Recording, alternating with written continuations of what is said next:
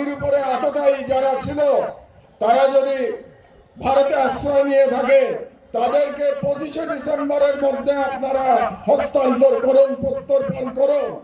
না হলে আমি হাদির রক্তের কসম দিয়ে বলছি, বাংলাদেশের প্রতিটি ভারতীয় প্রতিষ্ঠানের বিরুদ্ধে আমরা প্রতিরোধ সংগ্রাম শুরু করব।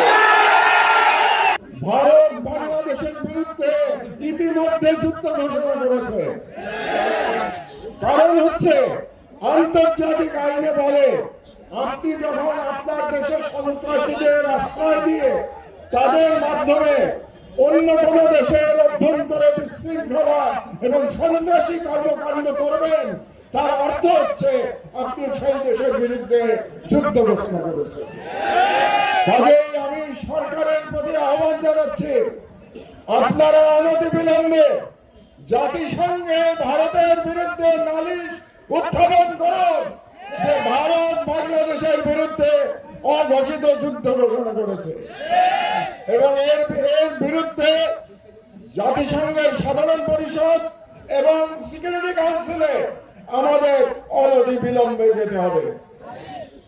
2 নম্বর, রাজনৈতিক দলগুলোর উদ্দেশ্যে আমি বলতে চাই, অনেক রাজনৈতিক নেতা বলে থাকেন যে ভারতের সাথে বন্ধুত্ব করা ছাড়া নাকি ক্ষমতায় যাওয়া যায় না, কিংবা ক্ষমতায় গেলেও টিকে থাকা যায় না।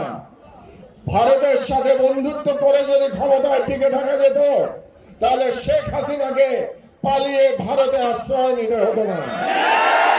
কাজেই আমি ওই সমস্ত রাজনীতিবিদদের বলে দিতে চাই, এই ওসমান হাদির বাংলাদেশে ভারতের দলালি করে কোন রাজনৈতিক দল ক্ষমতায় যেতেও পারবে না, ক্ষমতায় টিকে রাখতেও পারবে না।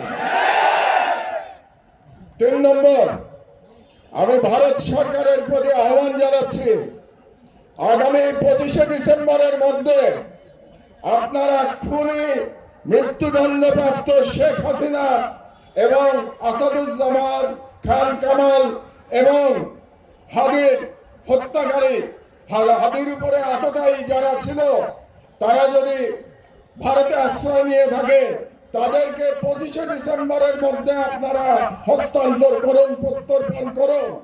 না হলে আমি হাদির রক্তের কসম দিয়ে বলছি, বাংলাদেশের প্রতিটি ভারতীয় প্রতিষ্ঠানের বিরুদ্ধে আমরা প্রতিরোধ সংগ্রাম শুরু করব।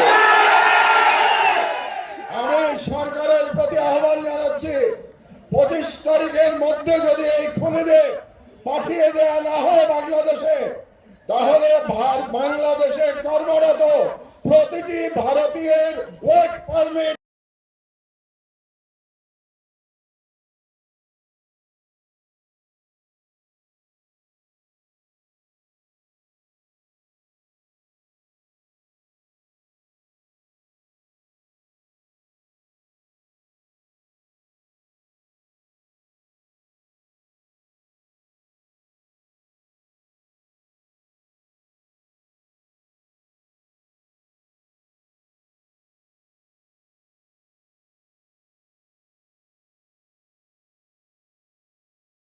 দোষরদের চিহ্নিত করে তাদেরকে আইনের হাতে সোপর্দ করা, এই দায়িত্ব জনগণকেই নিতে হবে।